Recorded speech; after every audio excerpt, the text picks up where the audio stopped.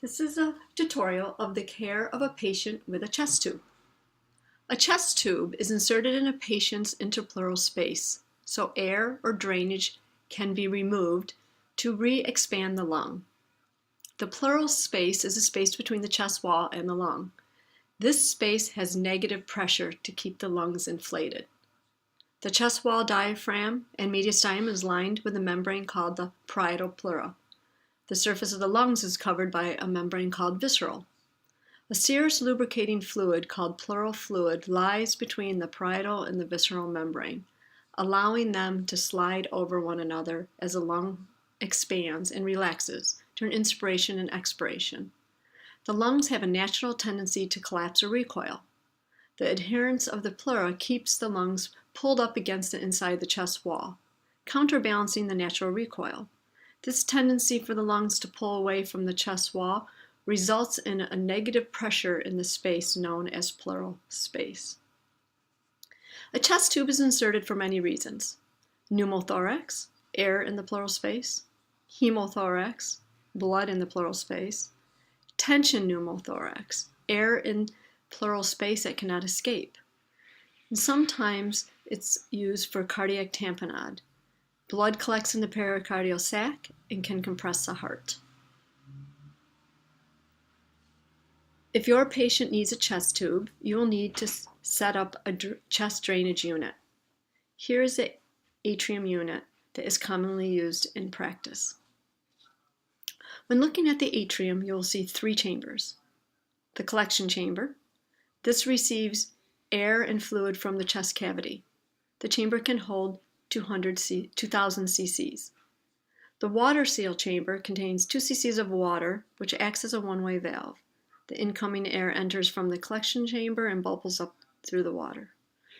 Suction control chamber applies controlled suction to the chest drainage system. This is used to regulate the desired negative pressure.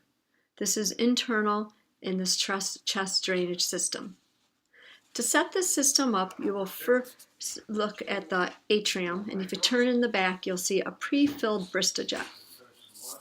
It has a preset amount of water, and you can squeeze that into the hole above the water seal chamber, and that'll fill that chamber. There's usually a ball of dye that will cause it to turn blue. Set the suction control regulator to negative 20 centimeters. This is usually what is used to create the negative pressure to re-expand the lungs. Place a tubing from the wall suction is attached to the suction port of the atrium. Then wait till the insertion of the chest tube is finished. After the chest tube is inserted by the provider, using a small thoracotomy incision into the pleural space, they will suture it to the chest wall. When the chest tube is secured, the provider will ask for the chest drain connector. We'll hook it up with usually a 5-in-1 connector, and the provider will then unclamp the chest tube to drain into the collection chamber. Place a dressing on the site. Most protocols use a Vaseline gauze dressing to wrap around the entrance site, and then a dry sterile dressing with gauze and tape is used. It is a good idea to tape connections so tubes do not accidentally get disconnected. To care for this patient with a chest tube, you want to maintain patency of the drainage tube. If a clot or drainage is obstructing, gently squeeze, known as milking, the tube carefully, very gently. Keep connections tight and taped. Keep the drainage tubing free of dependent loops, and lift the drain and drain the tubing into the collection chamber routinely, so drainage does not build up and cause pressure to increase within the lungs. Assess the closed chest drainage system. Note fluctuations or tidling of the fluid level in the water seal chamber. Tidling is fluid fluctuating up and down or back and forth. This indicates effective communication between the pleural space and the drainage system and provides an indications of lung expansion. Fluctuation or tidling stops when the lung is re-expanded or when a kink occurs or if the patient is lying on the tubing. Suction should be turned off to accurately assess tidling. Assess the patient and system for air leaks. To see this, you observe if there is air bubbling in the water seal chamber. When bubbling is continuous and constant, suspect there is an air leak. It is normal to see bubbling when suction is turned on because air is initially being displaced. With a minor leak, bubbling may occur only with coughing or when airway pressure reaches its peak. Check the chest tube dressing to ensure it is occlusive in case air is leaking from the site. The chest tube should not be removed until the air leak resolves.